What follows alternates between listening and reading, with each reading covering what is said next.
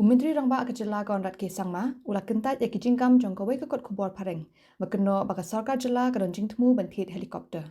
Katkum ke khubor pynmih daka The Shillong Times, lakeno baka sarkar jela kala pelat ya ke tender bantit ya ke helikopter ban chakri ya ki VIP.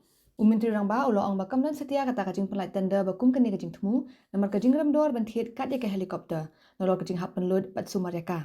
Menteri Rangba ula Kynthoh ya kene ke kot khubor bakade benele homework bha badwat ya kajing tip ki badai haswa ban pynmih ya ke khubor. Ula Kynthoh ru bakam dei banchu thok khubor langwer lam tham tang banchu pen thok bre ya ke sarkar namar klem pep kum kene ke kam kan sapen long ya upat ba bandu ya kajing chania ya ke kot khubor.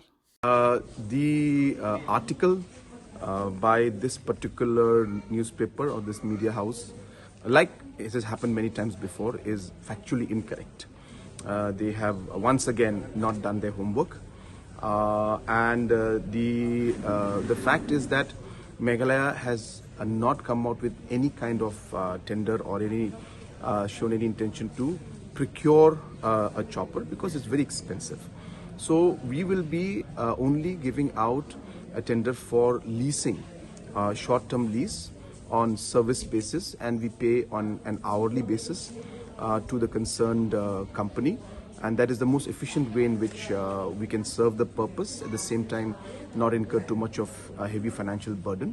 And this is being done also because most of the time the chopper that is there, that's meant for the tourist and the normal sorties that are meant for Shillong, Turag, Guwahati sorties, they normally get disturbed when there is some VIP movement. And hence, as and when we require the chopper, at least by following a procedure, we'll be leasing it out and using the chopper as and when we require it. The chopper will be belonging to the service provider, the pilot will be theirs, fuel is theirs, we only pay on an hourly basis.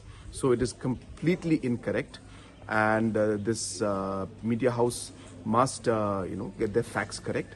Many times they've got it wrong. Last time also they mentioned that there is a 1,300 crore of scam in the tourism department, and later on when they found out, it was just a 13 crore scheme, and there was no scam in it also. Out of 13 crore scheme, a component of about 70 lakhs was not fully complete. And accordingly we had asked the contractor and every department to follow up. So sensationalizing news like this, they may get the attention for that day, but as they keep doing this, I'm sure that people will lose trust in such media houses who keep coming out with such false information and news. So I would urge them not to come out with this kind of news just to defame the government or any line. So it's not a good thing. Absolutely. The procedure is very clear that we are going to be leasing out the chopper services, and the payments will be made on an hourly basis. So there is no question of procuring a chopper. It is absolutely not feasible for us to procure a chopper because number one, it's very expensive. Number two, maintaining it is very difficult. Number three, we need pilots to be recruited by the government, so on and so forth. So there is completely no need for it.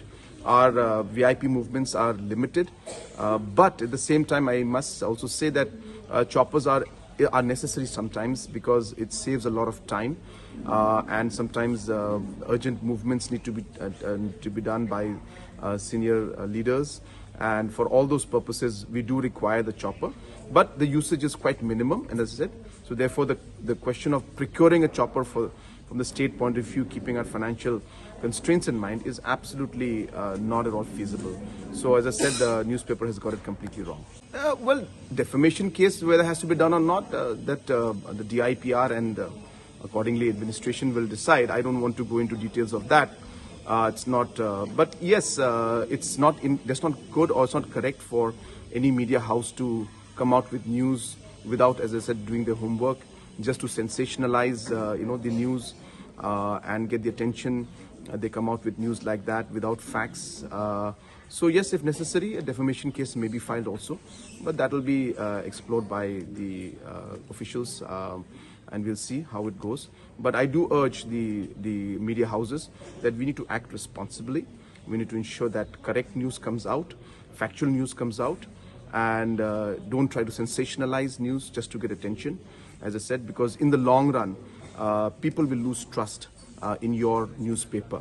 So the media house concerned needs to be careful because it's about their brand and about the trust that people have in them, which people are slowly and steadily losing.